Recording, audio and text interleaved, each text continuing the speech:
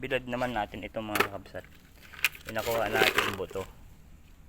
Bilid natin doon. Ayan natin dito.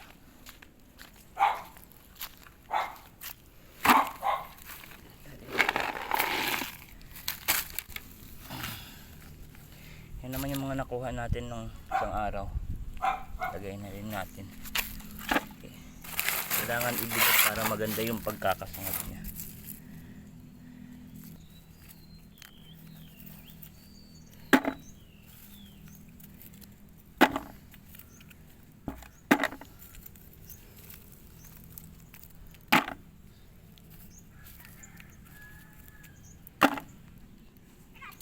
Ayan, tsaka ito.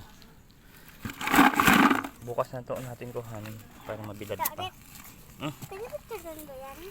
Pinipicturean na to. Kukuha ko ulit. Diyan na.